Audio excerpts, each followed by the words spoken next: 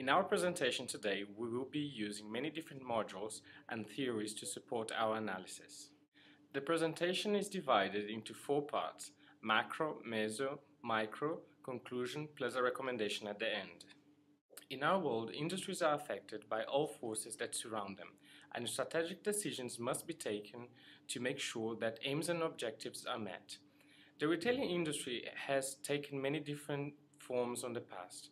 On the 1950s, people shopped at downtown. On the 1960s, people shopped in large department stores.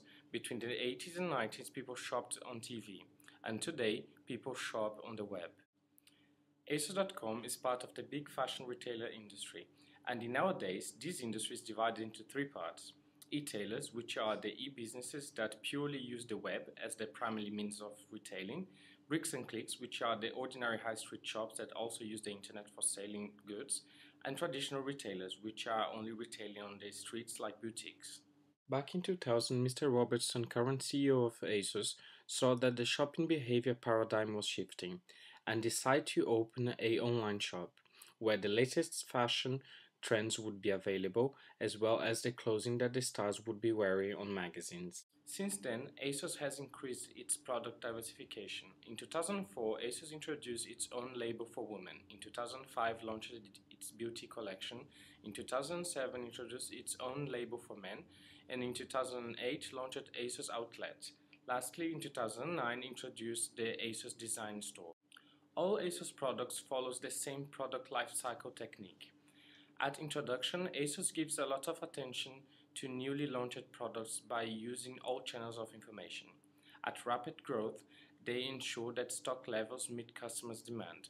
At maturity, Asos.com will remind its customers about the product existence online.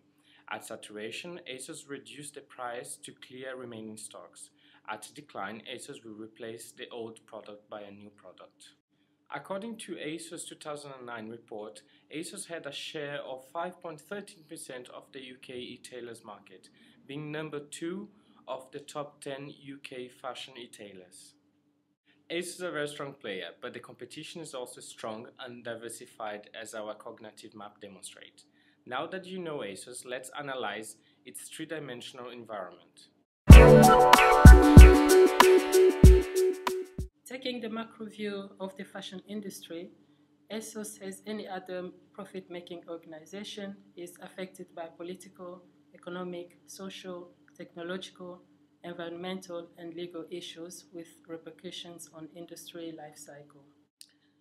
The government's decision to cut benefits, civil servant jobs, and the rise in VAT from 17.5% to 20% in January 2011 will impact negatively on fashion industry as demand will go down due to low income and high level of unemployment. The weak pound is an opportunity for Asos to export more, and the current low interest rate may be favorable to businesses as it will cost less to borrow. This may create an opportunity for Asos to expand. However, the current high level of inflation at 3.3% due to oil price may drive the cost of producing goods high as employees will demand higher wages. The rising level of unemployment and the inactivity among population due to culture of social benefit may also contribute to the decline in demand. Asos is a truly technology-led business, which gives it the competitive advantage over rivals. The incident with ash cloud that happened earlier this year is a good example of how environmental issues can affect the fashion industry. Asos complies with local law where its goods are produced, i.e. India. Failure to comply may cost the business in terms of fines and therefore decrease the profit. Asos, as well as the fashion industry, is in a monopolistic competition because of freedom of entry. There are several similar firms in the market. There is product differentiation, and the impact of output and pricing decisions on competition is not very significant, and there is limited opportunities for economies of scale. The fashion industry life cycle has reached its maturity stage, which means that the declining process is imminent. However, Asos business life cycle is at a growth stage. Looking at Maso's view of Asos industry, Asos needs to find balance in supply and demand, and by doing this, Asos needs to go through the critical factor of success in order to achieve the key factor of success of Asos industry. Factors affecting demand are consumer taste, population, income, substitute price. For example, other retailers selling similar items. Weather fluctuation, for example, unexpected changes within season. Factors affecting supplies are price of factor of promotion, for instance, raw materials, price of commodity, for example, oil price, changes in the level of technology, for example, updates in machineries, and weather fluctuation. As you can see, these are all the critical factors of success and the key factors of success affecting Asos. A very important critical factor is the website. The website is the driving force of Asos. It has to be convenient and accessible, as seen as the Asos website. Another important critical factor is the availability. There is a wide range of choice available to customers. Asos only advertise clothing on their website that is currently in stock, so what you see is what you get. Another key critical factor is secure payment. Customers need to be registered before purchasing. Therefore, they can keep track of their status of their orders. Built-in technology ensures credit card details are kept safe. Taking a micro view of Asos, a SWOT analysis can help explain its growth and success, but also suggests areas it should consider for improvement. The main strength of the organisation is its excellent reputation, which gives it a competitive advantage over other online retailers and high street stores. The McKinsey 7 model can be used to outline areas Asos have managed successfully to aid their strength. Beginning with the structure, Asos is a public limited company, and selling shares gave it the capital it needed to develop and grow. The management style of Asos is it is a top-down management organisation where employees have specific roles and titles, leading to all departments having clear objectives. Looking at the systems within Asos, the internet has been a key strength as Asos reaches millions of customers daily. Technology has been invested in heavily. This leads to a pleasurable shopping experience for customers. Asos holds many important skills teams. The product design team and marketing teams are key to attracting customers. As of 2010, Asos had 1,000 employees. Looking at the strategy of Asos, in order to continue internal growth, they must continue high levels of customer service. If customers are satisfied, they will return to the website. Also, by heavy investment in improving their website, this also keeps attracting customers. The Ansoff matrix can be used by Asos as a marketing tool to define their objective for growth. It can also help them to decide on a course of action to improve their strategy. They can continue to market to existing customers through their magazine's website and blogs. They could also market their existing products to other countries, like they are doing now in the US. They could continue to push their seasonal ranges by clever marketing and advertising, and they can also seek out new customers in the fashion market, and this is known as related diversification.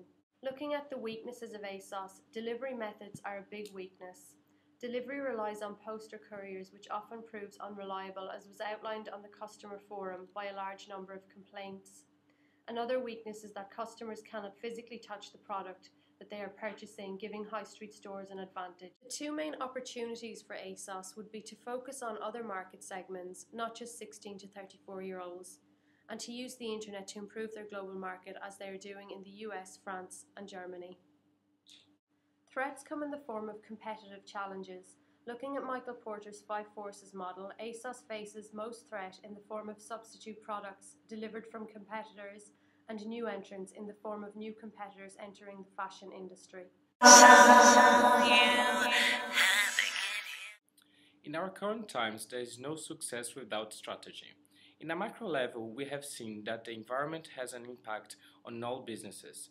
Asos could, however, turn some of the government decisions into opportunities to expand its businesses. In a Meso perspective, we agreed that Asos has the key factors for success in order to satisfy customers when exposed to the critical factors of success. Consequently, the strategy of organic growth has shown substantial results by meeting the customer needs and increasing shareholders' profit.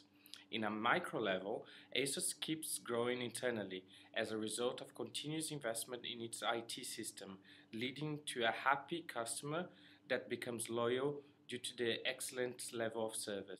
The UK e-tailer fashion industry is close to reach its maturity level.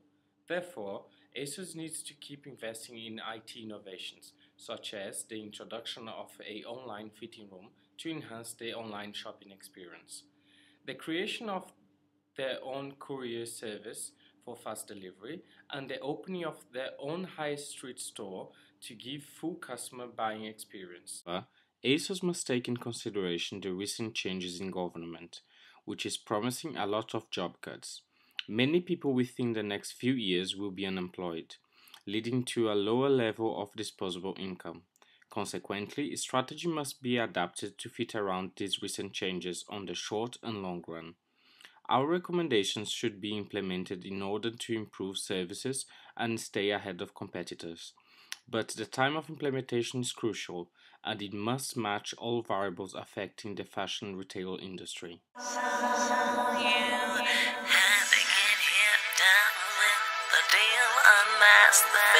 To reveal the real what you feel, you and your everyday situations, all the unnecessary complications.